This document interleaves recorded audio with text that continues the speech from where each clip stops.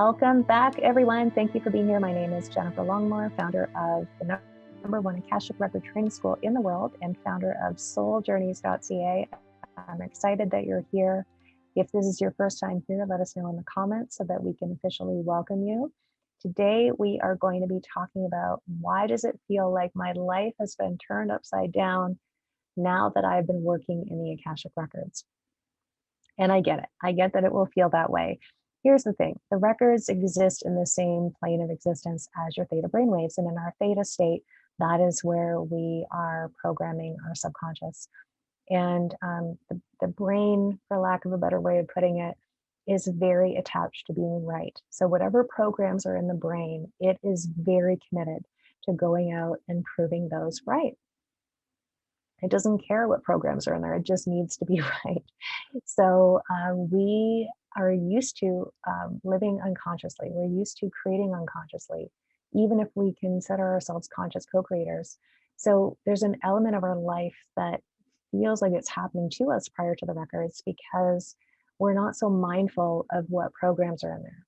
And the records can collapse those false beliefs, those false programs and implants and religious programming and various things, societal programming, etc., in a very quick amount of time. And so even though that's good, when life is going in one direction and all of a sudden all of the beliefs that were creating the continuation of that collapse and they just dissipate, they're transmuted. There's this blank slate, which is great. But we have to be able to program the conscious with new thoughts, right? With full truths instead of distortions and calibrating us to our highest timeline. That's what the Akashic records do. It's not that our life gets turned upside down. It's that all of the sudden the things that we were tolerating are in our face and we have to deal with them, or we at least have to decide whether we're going to deal with them. We still have a choice. We can sit on the fence, right? That is a decision. But we will see all of these things that we didn't see before.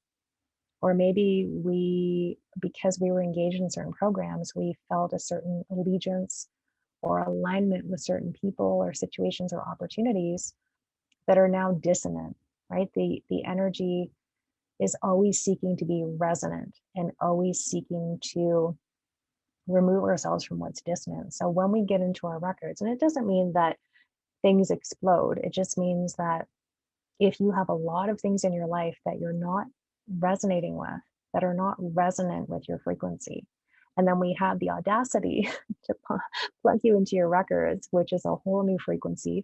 You calibrate up, your frequency goes up. A lot of programs collapse at the same time. You have a lot of paradigm shifts in your consciousness, right? The amount of energy that you were expending to try maybe avoid certain situations. And this isn't, by the way, a judgment because we all do it. Holy cow, I remember starting my healing journey and the intensity, right? Because we usually start with our parents, right? Or whoever was caring for us as a kid, that tends to be the first stuff that comes up.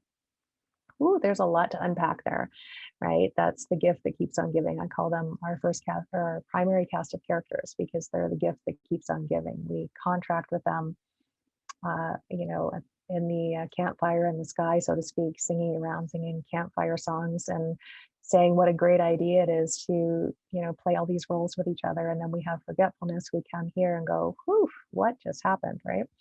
So if we have a lot of dissonance in our life, there's a certain amount of energy that needs to be infused in order to create resonance.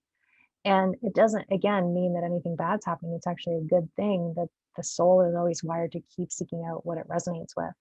And so when it clears out the density of what is dissonant, that can just feel weird because if you have a lot that you are dissonant with, it can feel like you're having a complete overhaul, which is why I encourage people to journal every day to really be clear on what do I want to create and how can I invite my guides and my source energy, whatever, to be a contribution to what I do want to create rather than having life happen to us and just always be responding. So your life isn't turning upside down is the moral of the story. It's simply calibrating to the frequency that it resonates with and then calling in everything that's resonant with that. And so in doing so, it has to clear the clutter out. It has to clear out the dust bunnies, has to clear out the clutter in the garage and in the closet and all of the things to make room for all of the amazing things that are on their way that are more resonant with your frequency that you're holding versus the energy you were expending trying to make things resonant that just weren't, right? You just can't do that. The more you align with your soul, the more anything that isn't aligned with your soul is going to fall away. And initially it can feel like you're getting donkey kicked in the face. And I'm not saying that that's fun, but over time it does get a lot easier. And then you basically become a pro at constantly ascending, constantly navigating these areas of dissonance and not really making it mean anything. You learn that stuff is going to hit the fan, so to speak, occasionally, but you just learn not to stand underneath the fan, essentially. So I hope this helps. If you're wanting to go deeper, if you're wanting to learn how to access your own records, I highly recommend that you download the Soul Acceleration System. That's free on my website. Go to souljourneys.ca/soul. The link for that is going to be in the comments. You're going to get access to a guided meditation on how to access your records. I'm going to walk you through the exact steps of how to open your records and the types of questions to ask and the kind of things that you can do in your records, along with the 9 most powerful questions to align with your purpose. And then you're going to instantly be added to our email list where you get daily messages from the Akasha. People love those. We get messages all the time. So I hope that you will enjoy those as well. I hope you enjoyed this video. Let us know in the comments what you're taking away, and I'll see you again next time. Bye for now.